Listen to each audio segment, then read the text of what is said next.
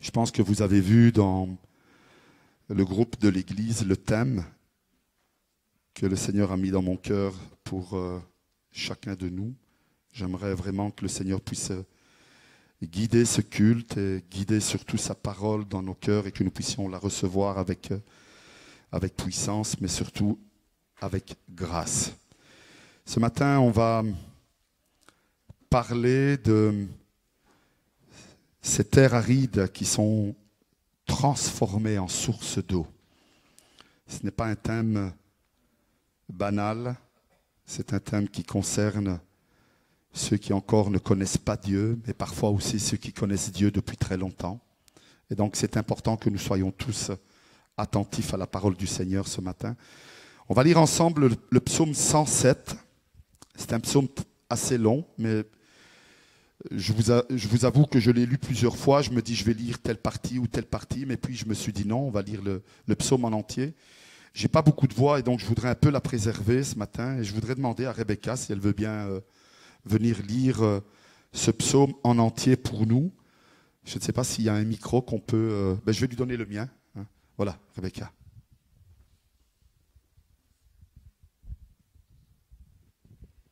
Amen. Psaume 107, à partir du verset 1. Célébrez le Seigneur car il est bon, car sa fidélité est pour toujours.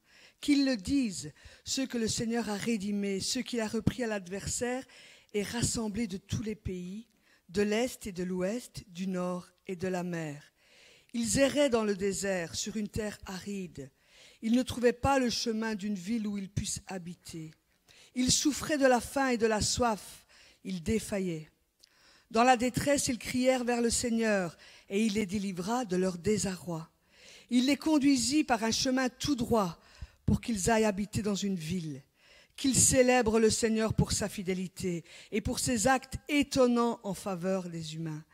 Car il a rassasié le gosier altéré, il a comblé de biens l'affamé.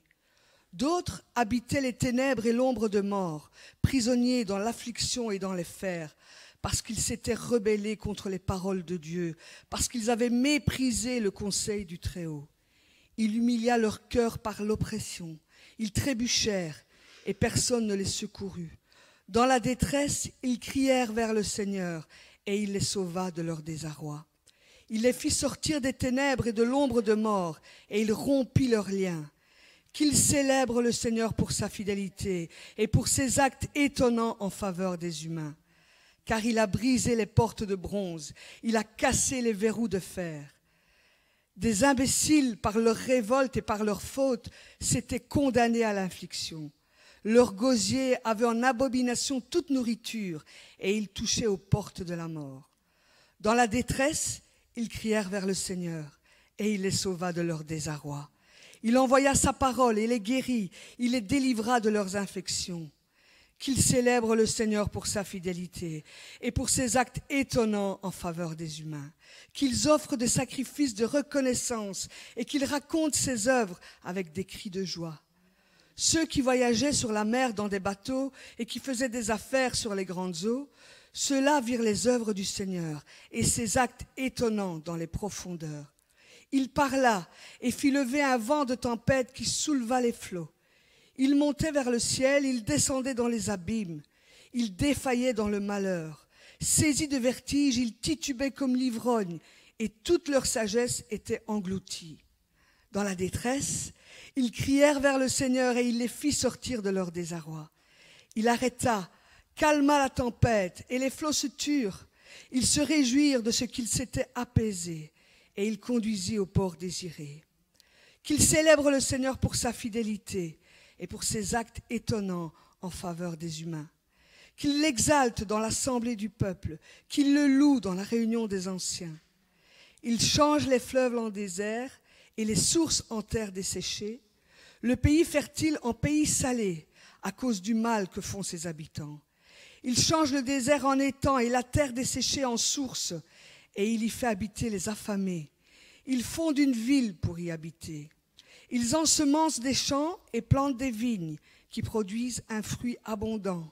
Il les bénit, ils deviennent très nombreux et il ne fait pas diminuer le nombre de leurs bêtes. D'autres sont diminués et courbés par l'étreinte du malheur et de la souffrance. Il répand le mépris sur les nobles, il fait errer dans un chaos sans chemin. Il relève le pauvre de l'affliction, il multiplie les clans comme des troupeaux. Les gens droits le voient et ils se réjouissent, mais toute injustice ferme la bouche.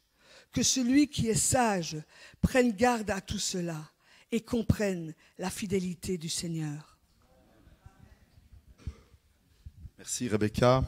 Que le Seigneur bénisse sa parole dans nos cœurs encore ce matin.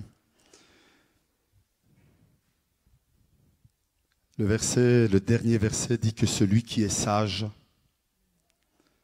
prenne garde à ces choses, à ces paroles qui ont été entendues ce matin à travers ce psaume.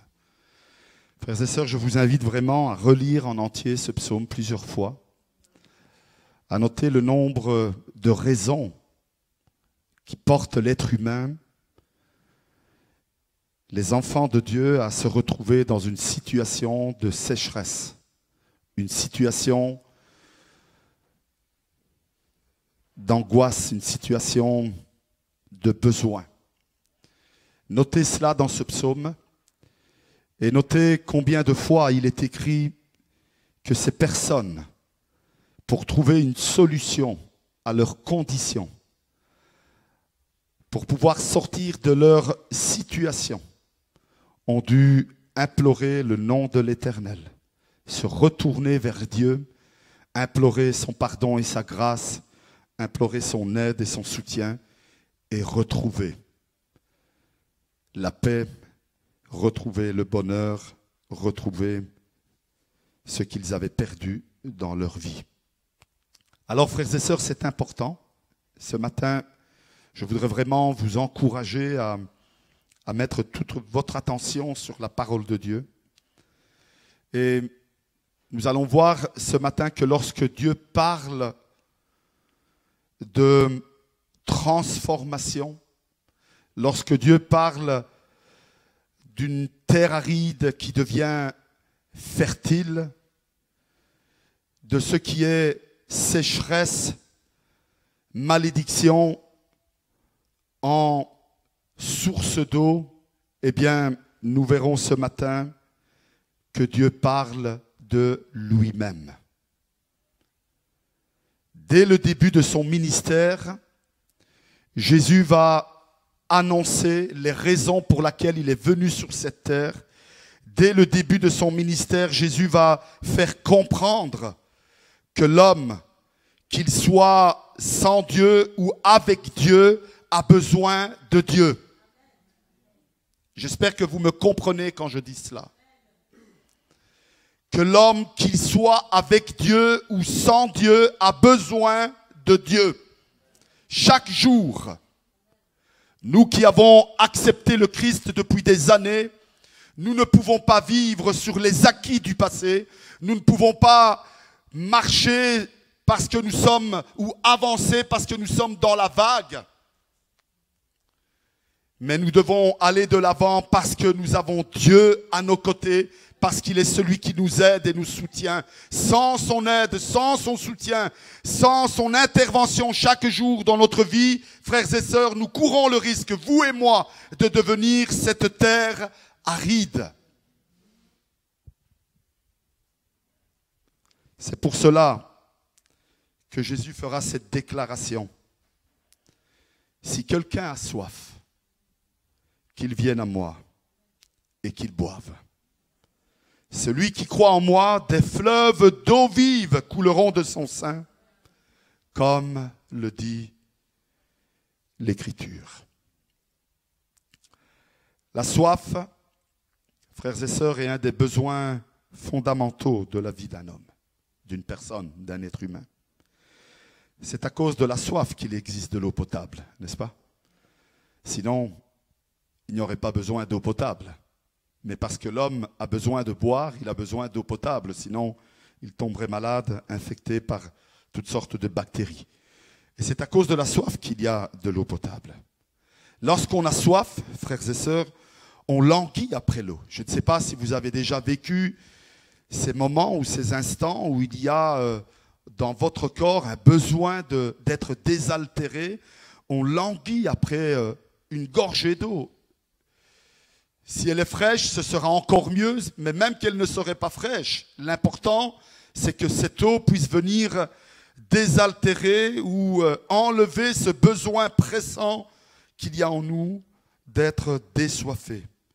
On avale cette eau avec avidité, comme si notre vie dépendait de cette gorgée d'eau. Nous sommes tellement liés, nous en avons besoin et nous le reconnaissons. Tout notre corps en ressent le besoin. Et dès que cette eau arrive et se pose sur nos lèvres, entre dans notre bouche et coule à l'intérieur de notre corps, nous sentons que nous reprenons vie.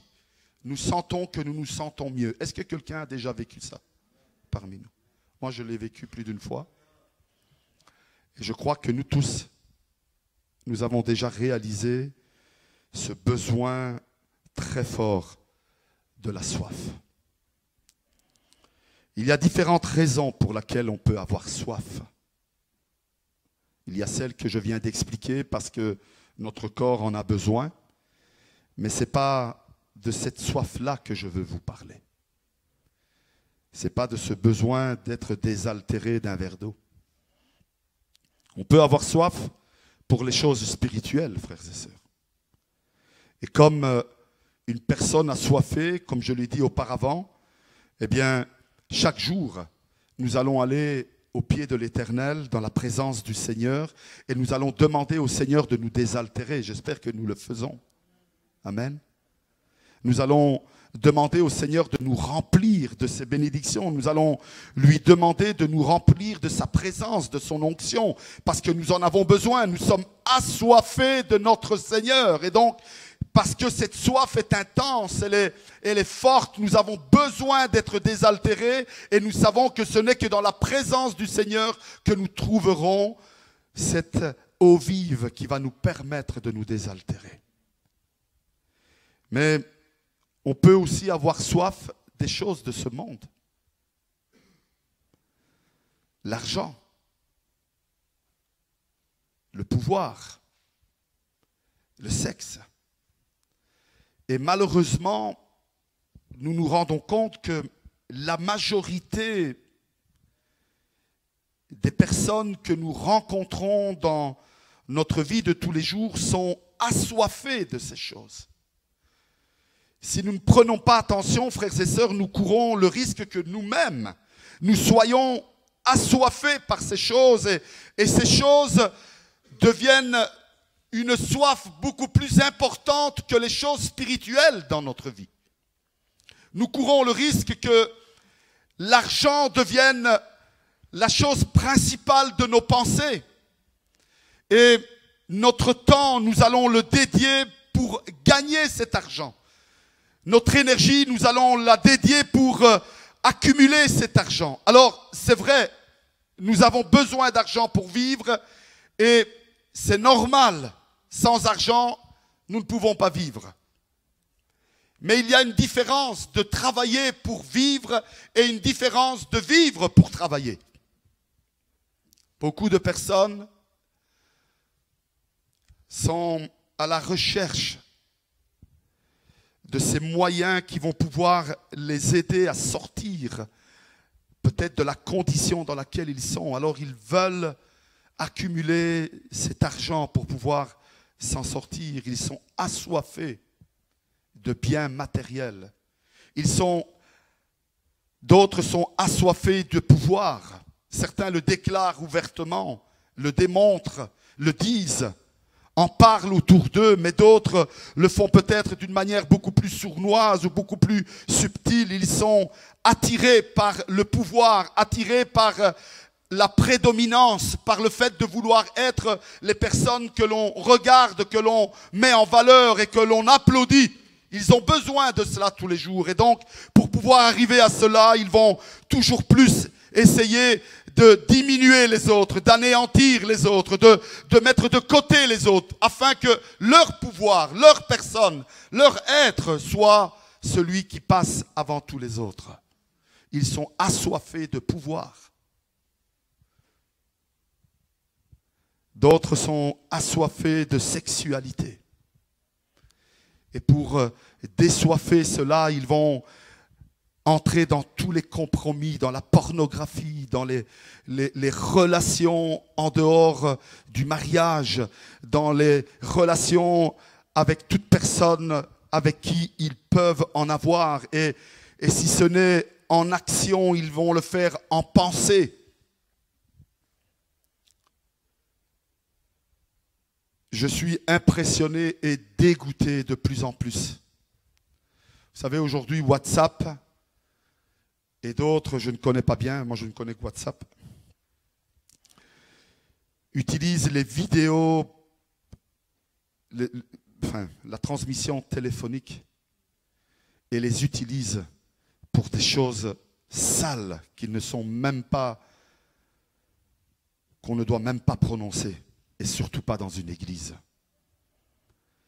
Et aujourd'hui, ces téléphones sont utilisés, ces téléphones sont dans nos poches, sont sur la table de chevet, ils ont remplacé notre Bible. Ils sont partout où nous sommes, sur notre lieu de travail. Et à tout instant, à tout moment, il y a quelque chose qui va nous interpeller pour créer en nous cette soif de la sexualité. Beaucoup de couples souffrent de cela. Beaucoup de jeunes souffrent de cela. Beaucoup d'adolescents tombent dans l'esclavage, dans les liens, dans les vices à cause de cette soif de la sexualité. Et ces choses prennent une telle place dans nos pensées, dans notre âme, dans notre cœur, qu'elles nous portent au point de commettre parfois l'irréparable. C'est une réalité de nos jours. À la différence que la soif pour Dieu, pour les choses spirituelles, peut être immédiatement désaltérée quand nous entrons dans la présence de Dieu. La soif pour l'argent, la soif pour le pouvoir, la soif pour la sexualité ne pourra jamais être désaltérée. Rien dans ce monde ne pourra désaltérer cela. C'est pour cela qu'il y a une course toujours plus grande, beaucoup plus frénétique pour ces choses-là. Plus on en a et plus on en veut, parce qu'on n'arrive pas à être désaltéré. Au contraire, plus ces choses prennent place dans nos pensées, dans notre vie, dans notre corps, et plus elles créent de l'aridité, plus elles créent un désert dans notre vie, et plus elles créent un besoin. Beaucoup parlent de la drogue, parlent de la cigarette. Et parce qu'ils ne se droguent pas ou parce qu'ils ne fument pas, ils se sentent meilleurs que les autres. Mais beaucoup sont dans des liens beaucoup plus forts que la cigarette ou la drogue.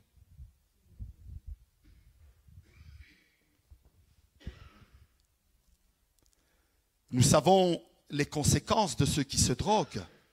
Plus ils se droguent et plus il y a un besoin de se droguer. Eh bien, c'est identiquement la même chose lorsque nous sommes assoiffés d'argent, lorsque nous sommes assoiffés de pouvoir, lorsque nous sommes assoiffés de sexualité. Plus nous avons de cela et plus nous en avons besoin. Mais on peut aussi être, frères et sœurs, assoiffés ou vivre dans une aridité ou un besoin à cause des difficultés dans lesquelles nous sommes. Il peut arriver parfois que dans notre vie, nous affrontons une situation très difficile et compliquée, peut-être parce que tout simplement, nous avons été abandonnés par notre épouse ou notre époux, nous avons été abandonnés par nos enfants. Peut-être que pendant des années, nous avons tout fait pour que nos enfants soient heureux et à un moment donné où c'est nous qui avons besoin de nos enfants nous disent qu'ils n'ont pas le temps, ils sont trop pris par cette soif de la vie. Et nous pouvons être déçus ou nous pouvons être amers, nous pouvons être dans un temps de désert à cause de cela. Cela peut être aussi l'inverse, vous savez. Des enfants, des adolescents, des jeunes qui vivent dans leur famille et tout ce qu'ils peuvent voir, c'est leur père et leur mère qui sont continuellement avides de cette soif, assoiffés de ces choses du monde, plutôt que de porter leur attention vers eux alors qu'ils en ont vraiment besoin. Ils sont tellement pris par toutes les choses de la vie que ces enfants grandissent comme des étrangers dans la maison. Et ces personnes peuvent devenir arides dès leur jeune âge, peuvent être assoiffées, avoir ce besoin en eux à cause de ce qu'ils vivent. Certains risquent de le porter de nombreuses années après, alors qu'ils sont mariés dans leur vie de couple et dans leur vie familiale à cause de ce qu'ils vivent déjà dans leur maison. Certains peuvent vivre un temps de désert et de soif à cause de la maladie. La maladie est venue prendre place et a provoqué ce désert dans la vie. Alors ces soifs peuvent concerner ceux qui ne connaissent pas Dieu, mais ces soifs peuvent concerner chacun d'entre nous ce matin. Elles peuvent être la réalité de la vie de chacun de nous. Vous savez, je crois que je l'ai déjà dit cela. Je vais peut-être paraître idiot pour certains qui vont l'entendre pour la première fois, mais il m'arrive couramment quand je passe dans les rues. J'habite un beau quartier, mais j'ai habité aussi un quartier de la mine. Et il m'arrive parfois de passer dans les rues, que ce soit des beaux quartiers ou des moins beaux quartiers. Et lorsque je passe, faites-le aussi, ce n'est pas idiot ce que je vais vous dire. Priez pour les gens qui habitent dans les maisons. Vous ne les connaissez pas. Vous ne savez pas qui ils sont. Ce n'est pas important. Dieu sait ce qui se passe derrière les belles façades, les beaux jardins, les belles maisons et même les maisons qui ne sont pas très belles. Dieu sait ce qui se passe. Ne vous prenez pas pour un fou en passant dans la rue et en disant « Seigneur, je ne connais pas ces gens. » Mais toi, tu sais s'ils ont besoin de toi. Bénis cette rue entière. Waouh!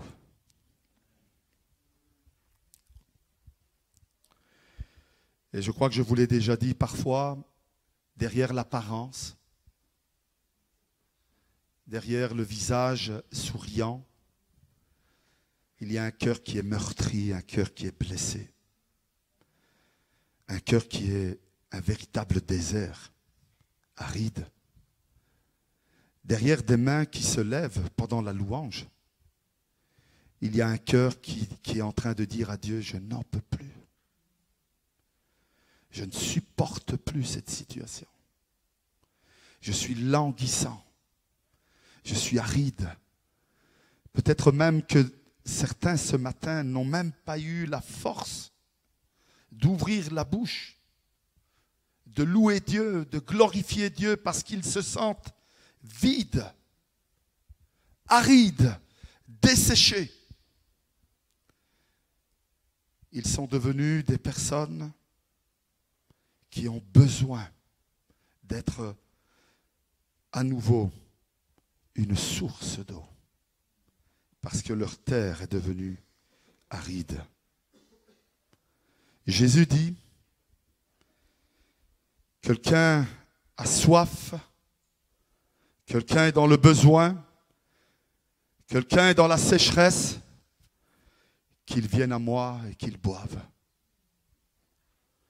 Jésus est celui qui est la source de l'eau qui désaltère la vie de tous les êtres humains. La foi en Jésus brise le pouvoir de la malédiction qui s'installe dans notre vie, qui s'installe dans notre couple, qui s'installe dans nos familles, qui s'installe dans nos affaires, qui s'installe dans notre corps par la maladie. Jésus est la source pour désaltérer, pour rendre vie à cette terre qui devient peu à peu aride.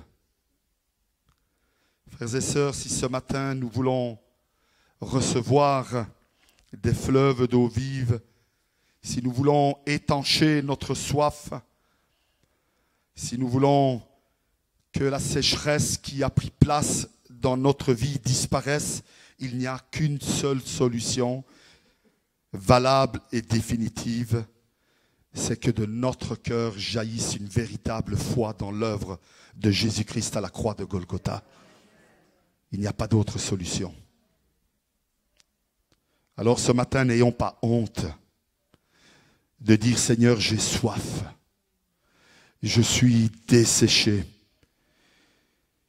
Je me dessèche peu à peu et je sens que cette terre qui était fertile, qui était un véritable fleuve, une source d'eau, est en train de dessécher. Permettez-moi de vous dire, frères et sœurs, nous tous, nous avons connu des hommes et des femmes qui étaient comme ces grands fleuves. Nous aurions dit d'eux que rien ne les aurait détournés de la parole de Dieu, rien ne les aurait détournés de la présence de Dieu. Rien n'aurait pu enlever leur enthousiasme pour l'œuvre de Dieu, pour le service à Dieu. Rien ne les aurait arrêtés parce que nous les voyons, nous les avons vus être des colonnes, nous les avons vus être des personnes qui étaient d'exemple dans l'Église. Tous, nous avons connu des personnes comme cela. Et puis, malheureusement,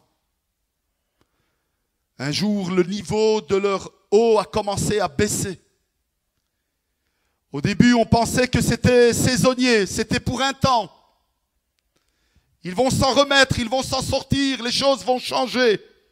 Nous avons cru que c'était passager, occasionnel. Mais il n'en était rien. Peu à peu, leur niveau spirituel a baissé. Peu à peu, cette source a laissé place à une terre boueuse. Une terre qui peu à peu a été infectée par toutes sortes de parasites. Cette source d'eau qui provoquait la fertilité, qui portait la bénédiction partout où cette eau passait, est devenue une terre boueuse, sale, à laquelle plus personne ne voudrait s'approcher. Et peu à peu, ils se sont éteints pour devenir une terre aride. Je ne sais pas s'il y en a parmi nous ce matin. Vous savez, pour comprendre cela, il n'y a pas besoin de répondre à un questionnaire qui est composé de 100 questions. Parfois, une seule question suffit. Est-ce qu'en moi, il y a encore la volonté et l'envie de servir Dieu? Je ne vais pas vous demander si vous aimez Dieu, parce que vous allez me dire, oui, j'aime Dieu. Je ne vais pas vous demander si vous croyez en Dieu, parce que vous allez me dire, oui, je crois en Dieu. Et les démons aussi croient en Dieu. Mais la question que Dieu nous pose ce matin, c'est, est-ce qu'en moi, il y a ce désir ardent? Est-ce qu'il y a encore en moi ce premier amour? Ou bien peu à peu, cet amour est en train de se dessécher. Peu à peu, ma condition est en train de devenir une terre aride. Alors vous savez, ce n'est pas important ce que les autres pensent de nous, ce que les autres disent de nous. Parce que, comme je l'ai dit auparavant, certaines personnes pourraient croire, de par notre personne, de par notre charisme, notre sourire, de par peut-être la prière que nous élevons, que notre source est abondante, jaillissante. Donc ce n'est pas important ce que les autres disent de nous. Ce qui est important, c'est ce que nous pensons de nous-mêmes. C'est ce que nous réalisons pour notre propre vie. Et c'est cela que nous devons exposer à Dieu ce matin.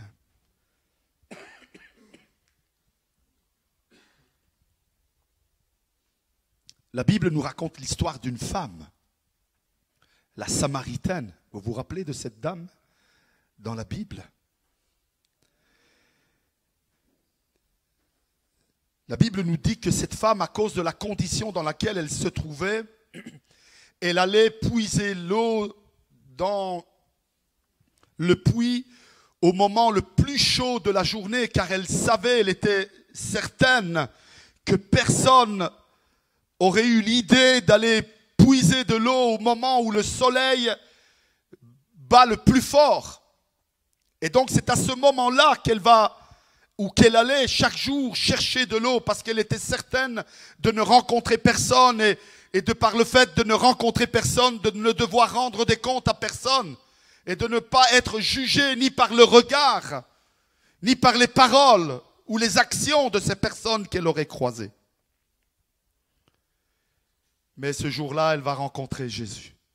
Vous savez que le Seigneur, il n'y a jamais de hasard. Elle va rencontrer Jésus. Et lorsqu'elle va rencontrer Jésus, un dialogue, une conversation va s'installer entre elle et Jésus. Et à un moment donné, Jésus va lui dire, quiconque boit de cette eau aura encore soif. Mais celui qui boira de l'eau que je lui donnerai n'aura jamais soif. Et l'eau que je lui donnerai deviendra en lui une source d'eau jaillissante jusqu'à la vie éternelle. Cette femme croyait que sa condition ne changerait jamais. Cette femme croyait que le chemin dans lequel elle se trouvait était tout tracé et plus jamais rien n'aurait pu changer sa destinée. Plus jamais rien n'aurait pu dévier la route dans laquelle elle se trouvait. Plus jamais rien n'aurait pu la détourner de ce qui l'attendait au bout de ce chemin. Et elle en était convaincue. Mais elle avait oublié les paroles que Dieu avait prononcées à travers le prophète Ésaïe. Dieu un jour va prononcer à travers la bouche d'Ésaïe ces paroles. Ne pensez plus aux événements du passé. Et ne considérez plus ce qui est ancien. Voici, je vais faire une chose nouvelle. Cette chose arrive et vous la connaîtrez. Je mettrai un chemin dans le désert et des fleuves dans la solitude. Ça, c'est ce que Dieu veut et promet pour chacun d'entre nous. Chacun d'entre nous qui sommes dans une condition où nous avons besoin d'être désaltérés, désoiffés. Chacun d'entre nous qui vivons peut-être un temps de désert. Lorsque nous sommes allés en Israël avec mon épouse, nous avons été nous baigner dans la mer Morte. C'est particulier, c'est même déroutant. Un peu dégoûtant aussi, parce que si vous buvez l'eau là, vous êtes mort.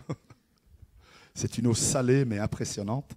Mais ce qui est impressionnant surtout, c'est qu'à peine vous entrez dans l'eau, vous faites 4-5 mètres et à un moment donné, vous n'arrivez plus à poser vos pieds à terre. L'eau vous soulève et vous met à l'horizontale. Et pour pouvoir poser vos pieds à terre, vous devez forcer, vous plier, vraiment comme si vous vous mettiez à genoux. Vous devez vous plier dans l'eau et alors vous provoquez que vous arrivez à poser vos pieds à terre. C'est déroutant. Et la raison, c'est que c'est une mer qui est morte. Et pourtant,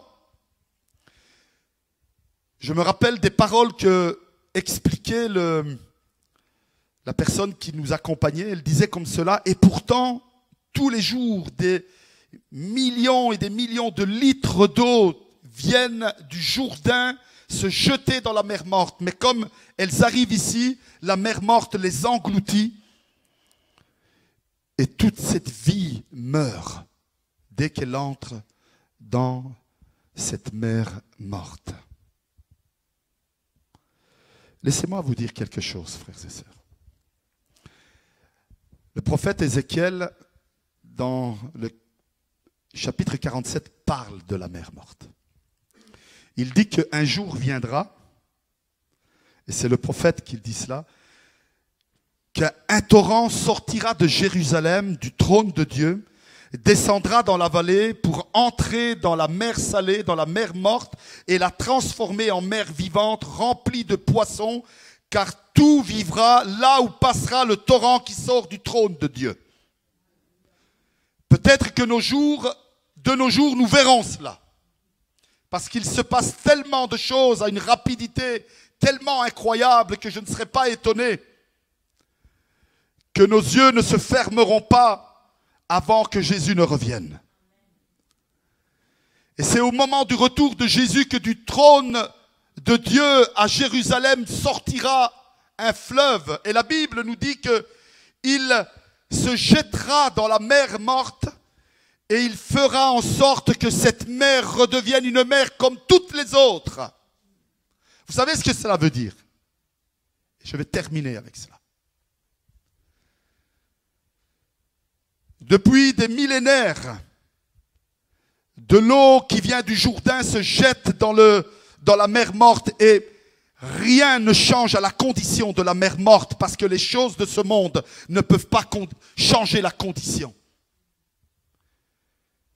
Rien de naturel peut changer quelque chose qui est dans la condition dans laquelle il se trouve. Mais un jour, quelque chose de surnaturel arrivera. Et même la condition de la mer morte changera.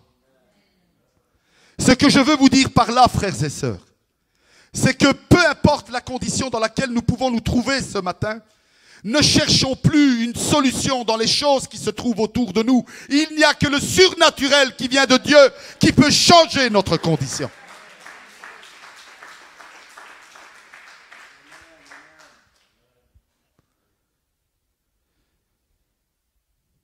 Alors, frères et sœurs, ce matin, c'est important. Dieu nous aime tous, vous savez. Il n'aime pas que les forts. Il n'aime pas que uniquement ceux qui louent Dieu à voix haute. Il n'aime pas uniquement que ceux qui travaillent pleinement dans le ministère ou dans le service à Dieu ou qu'ils prient de nombreuses fois par jour. Dieu aime le monde entier. Il a donné son Fils unique afin que qui croit en lui soit sauvé et ne périsse point, mais il ait la vie éternelle. Et parce qu'il aime le monde entier, il t'aime toi et moi, qui aujourd'hui sommes dans cette condition aride. Alors on va prier le Seigneur ensemble. On va demander au Seigneur et on va lui dire, Seigneur, ce matin, sonde mon cœur. Je voudrais vous inviter à incliner votre tête. Pendant que je vais appeler les musiciens, s'il vous plaît, si vous voulez bien venir. Prêtez votre attention à ces paroles que je voudrais vous dire maintenant. C'est important que nous puissions dire, Seigneur, sonde mon cœur ce matin. Et je pense qu'il n'y a pas besoin que tu le sondes longtemps. Si la réalité et la condition de mon âme est desséchée, Seigneur Dieu, je le sais. Je n'ai pas besoin qu'on me le dise. Et je n'ai pas besoin qu'on insiste. Je n'ai pas besoin qu'on me prenne par la main et qu'on me dise « Dieu t'a parlé ce matin ». L'esprit que Dieu a mis en nous nous parle ce matin. Et c'est lui qui convainc de péché, de justice et de jugement. C'est lui qui nous convainc de la réalité de la condition de notre âme.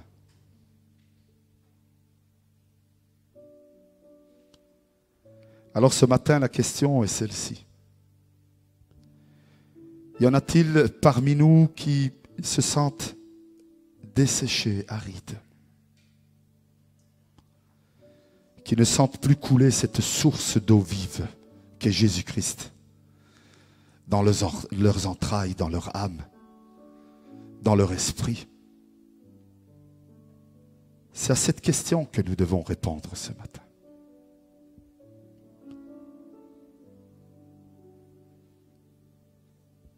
Peut-être même que notre condition est comme la mer morte. Nous ne sentons plus rien. C'est terrible quand un homme ou une femme s'entend dire de son époux « Je ne ressens plus rien pour toi ». Mais parfois cela arrive. Et si ce n'est la grâce de Dieu pour résoudre ces problèmes, aucune chose naturelle, aucune vacance, aucun enfant, aucune parole ne pourront rendre l'amour pour son époux, son épouse, si ce n'est l'amour de Dieu qui entre dans nos cœurs et dans nos âmes. De même pour notre état, notre condition de dessèchement. Ce n'est pas en participant à tous les cultes, en lisant ma Bible, en prenant du temps de ceci et de là, qui fera que ma condition changera. Ma condition commencera à changer à partir du moment où je prends conscience de mon état et je le confesse à Dieu. Et je le dis ouvertement à Dieu, Seigneur, j'ai besoin d'être désoiffé par toi ce matin.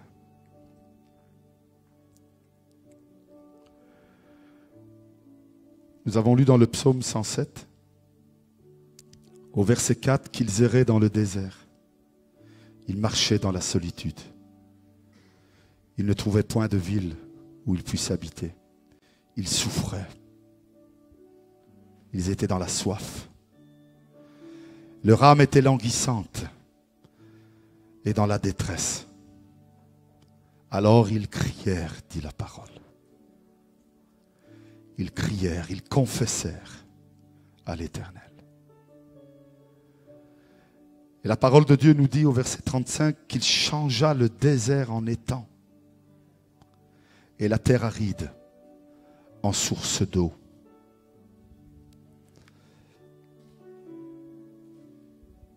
Laisse changer Dieu les choses dans ta vie ce matin. C'est pour ton bien. Ne pense pas que c'est rien qu'un temps de passage saisonnier. La pluie reviendra tôt ou tard. La source jaillissante de l'Éternel se présente à nous ce matin, dans la personne de Jésus-Christ. Si tu ne l'as pas encore accepté, accepte-le comme ton personnel sauveur. Il changera ta vie, il changera ta personne. Ça prendra le temps que ça prendra, mais il te donnera la sagesse, la force. Il te donnera la paix, la sérénité dans ton cœur. Accepte-le ce matin, comme ton personnel sauveur. Mais si tu marches avec Dieu depuis des années et que tu sens que tu as régressé, tu sens que ces fleuves d'eau vive qui jaillissaient de ton sein aujourd'hui n'existent plus et on fait place à une terre boueuse, alors il est plus que temps que ce matin tu invoques le nom de l'Éternel. Et je voudrais t'inviter ce matin, pendant que nous chanterons ce chant. Je n'ai pas pour habitude d'insister. Et il n'y a pas de honte, mes frères, à passer par des temps de sécheresse. La honte, elle reste sur nous quand nous désirons rester dans cette sécheresse. Mais si ce matin nous voulons dire, Seigneur, je veux m'ouvrir à toi, Seigneur. Pendant que nous chanterons ce chant, je t'invite à venir simplement ici devant et à dire, Seigneur, je confesse. J'ai besoin d'être désaltéré par cette eau vive. Je sens que je me dessèche, Seigneur Dieu. Et je ne veux plus rester comme cela.